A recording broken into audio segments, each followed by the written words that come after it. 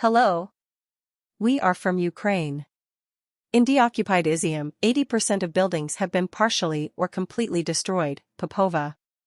In Izyum, liberated from the Russian occupation forces, 80% of the buildings were partially or completely destroyed. Natalia Popova, advisor to the chairman of the Kharkiv Regional Council, announced this on the air of the Freedom TV channel. She emphasized that the urgent issue now is the preparation of the city's infrastructure for the heating season. Primary issues are, of course, infrastructure.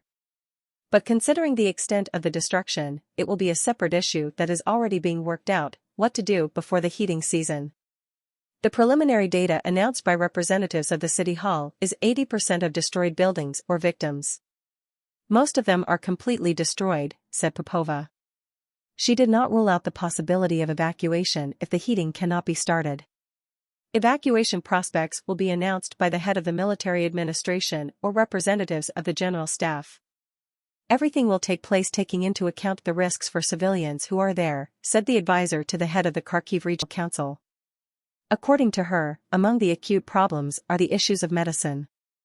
The Russian occupying forces completely destroyed the ambulance substation and also stole most of the ambulance vehicles. It was decided that the patients will be hospitalized in the territory of neighboring districts or in Kharkiv. There is also a problem with the fact that due to the broken bridge, car access is only to half of Izyum.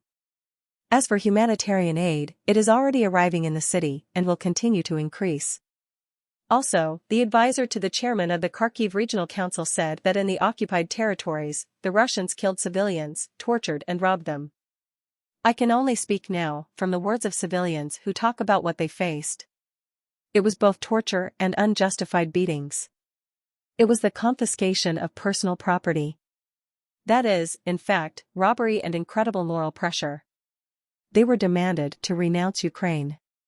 Well, actually, considering the number of people who did not receive Russian passports, who tried to hide, who resisted it, despite such a long occupation, we see the result: they returned home, she said. Popova also added that demoning the entire Kharkiv region will take several years. Regarding the demoning period, let's be honest, several years, because we will not be able to cover every meter of the forest in a month, 6 months, or a year. The Russians left streamers, mines and shells everywhere so that after they leave and run away, civilians suffer, she stated. 1 to 10 Ukrainian army versus Russians. We break stereotypes. Danilov revealed the ratio of Russian and Ukrainian losses during the counteroffensive. During the lightning counteroffensive of the Ukrainian army in the Kharkiv region, the Russians suffered much more losses despite the fact that they were defending themselves and were in a more convenient situation. According to Alexei Danilov, head of the National Security and Defense Council, the losses of the occupiers are 9 to 10 times higher than the Ukrainian losses. Quote, that is, for one of our dead soldiers, there are 9 to 10 dead Russians who invaded our land. This is a very interesting indicator, because according to the laws of war, you spend much more during the offensive than during the defense, he said on Channel 24. Danilov emphasized that not all European countries would be able to do what the armed forces of Ukraine did. Quote, we break stereotypes not only in military matters. We break stereotypes for our partners as well. They are pleasantly surprised by the quality of work of our military, our society, he said. The Secretary of the National Security Council also responded to the statement of U.S. President Joe Biden, who believes that it is difficult to talk about a turning point in the war. He confirmed that Ukraine did this in the period from February 24 to March 20. Then it became obvious how slowly Putin's invaders are moving. Join us on social networks.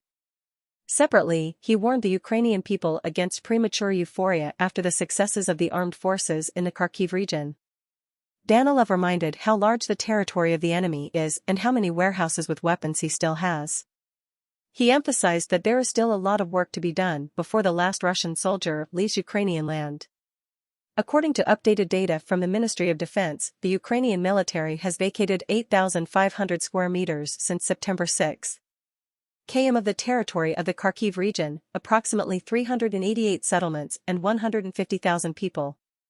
Thank you for watching. Glory to Ukraine. Glory to Ukrainian defenders.